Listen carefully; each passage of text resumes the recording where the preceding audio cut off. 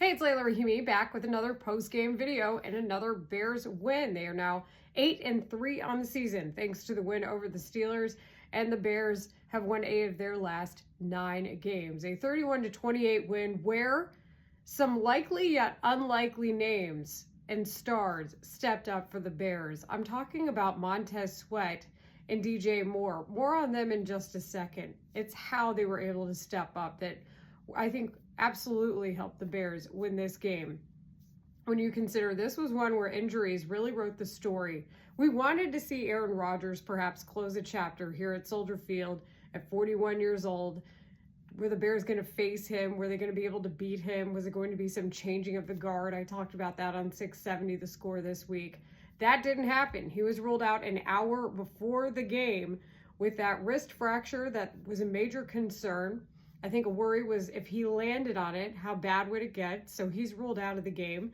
And then on Saturday, the Bears with some big injury news. They announced that Tremaine Edmonds had been placed on injured reserve, and that was a shock. I didn't see that coming. Noah Sewell ruled out for this game. TJ Edwards ruled out. That's all 3 Bears starting linebackers. Somebody was going to have to step up. That's where you call on the pass rush, the most healthy unit of the Bears. What were they able to do? And that's where Montez Sweat came into play. The $98 million man answers the call yet again. A huge turnaround from what we saw happen last season for Montez Sweat, really more indicative of his first year with the Bears when he was traded over from Washington. He's up to 7.5 sacks now. He had 2 sacks in this game, the forced fumble, the fumble recovery as we saw, 3 tackles for a loss total, and that really continues a trend we've seen since the bye week. Since that week 5 bye, Montez Sweat has 6.5 sacks, 3 forced fumbles, 4 passes defensed, and 8 tackles for a loss. So that gives you an indication of how he's been able to step up. Grady Jarrett looking healthier as well. And Jaquan Brisker with that key deflection. He's up closer to the line of scrimmage in a crucial situation as Pittsburgh is trying to at least tie the game and get into field goal range. It doesn't happen thanks to Jaquan Brisker from Pittsburgh, went to Penn State, meaningful game for him, gets up, levitates, and is able to get the deflection that would help seal it for the Bears. Nice play out of Brisker, nice performance out of Montez Sweat, and then I also mentioned DJ Moore. 5 catches, 64 yards, 7 targets he had in the game, 2 touchdowns, a really pretty 25-yard touchdown catch for DJ. And these are the guys that you want to see step up. They're the ones you paid. They're the ones Ryan Poles paid. I mentioned Montez Sweat. DJ Moore earning his 3rd contract of his career. So that's huge. And really that established connection that we've been waiting to see with DJ Moore and Caleb Williams. I feel like that happened today. And I feel like since Olamide Zaccheaus has had fewer targets in the past 2 weeks, he only had 1 in this game, that has, I think, resulted in a little bit more diversified distribution in the offense. We saw that again today. Rome Odunze was targeted 9 times. He only comes away with 3 catches for 53 yards. And there's, I think, a real question, and when you look back at the tape, what happened? Were they drops? Were they adjustments made? Was it sometimes just thrown in his direction and it was incomplete? Caleb Williams talked about how this game, he was a bit frustrated, I think, after the game, or disappointed, just could tell that he said that he wasn't the same when it came to a couple of the balls that he threw in this game versus others, that he said he normally hits some of the routes. That didn't happen in this game. He's right about that. He was off target for 28% of his passes in the first half. He was 10 of 21 in the first half, under 20 yards, 2 touchdowns. And you could see really a tale of 2 halves for Williams in his adjustment. Ends up with 19 of 35, 239 yards, 3 touchdowns, and a 104.3 rating, but an improvement when it came to first half to second half numbers in the accuracy and the completion rate. It's still a concern when you consider his overall numbers in this game and others. Nowhere close to that Ben Johnson 70% goal, but I think that's okay when you consider how they're trying to strip this down to the studs, build it back up, and that is going to take some time. The Eagles are probably not the best test. The Eagles are already favored after that loss to the Cowboys. Eagles on Black Friday favored by 7. That according to Brad Biggs of the Chicago Tribune. Getting back to this game, we see the Bears offense be able to adjust. They converted on their scoring drives, 4 touchdowns in this game, massive for the Bears. They recover from that turnover that I mentioned. Nashawn Wright stops Mason Rudolph and the Steelers on their first drive of the game thanks to that interception. I think they adjusted. We saw more passes of less than 10 yards happen for Mason Rudolph.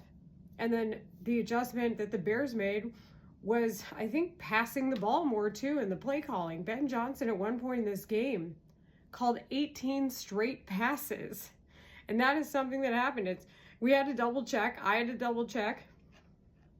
18 straight pass plays for 151 yards that went from 442 of the second quarter to 310 of the third.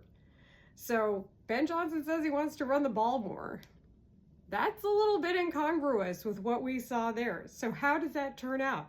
He said it was game flow. He talked about it after the game. He thought he was taking what the game gave him.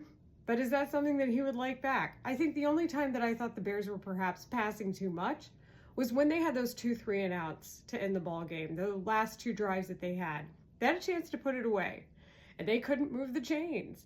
Now, there was a delay of game penalty that we saw that unfortunately hurt the Bears' chances. That was a 3rd and 8. That was a delay of game that they had to take to make that longer. Colston Loveland, the pass was completed when they replayed the down.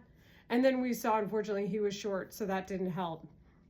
It was that deflection by Jaquan Brisker who was able to at least seal it for the Bears. But that's something where I'm thinking to myself, maybe you just run the ball. The Bears didn't run the ball a lot as a team, only 99 yards total. Kyle Monangai, the featured back.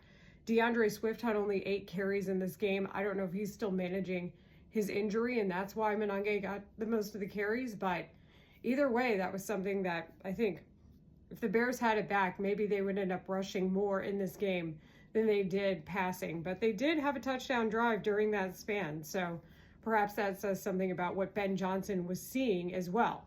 Resulted in a successful drive. Additionally, something I want to bring up is who stepped up as far as the linebackers. I mentioned that Edmonds was out, Sewell was out, Edwards was out. We thought this would be a good time for Ruben Hippolyte. He was going to get to step up. His time to shine. Drafted in the 4th round. A lot of people thought that he'd be an undrafted free agent. Not the case. But unfortunately, he hurts his shoulder in the first quarter. We saw Tyreek Stevenson go down in this game. And that's where Amino Bagbamiga stepped up, and so did DeMarco Jackson. They combined for 29 total tackles in the game. And again, the Bears' depth just coming through. But the unlikely, likely stars, I think, were big in this one for me. Montez Sweat and DJ Moore. If you made it to this far in the video, thanks as always for watching. I look forward to seeing what happens in Philly. I think the Bears have bought themselves some grace when it comes to facing a very motivated Eagles team after a Cowboys loss on Black Friday. It's going to be on Amazon Prime. Should be really fun to watch either way.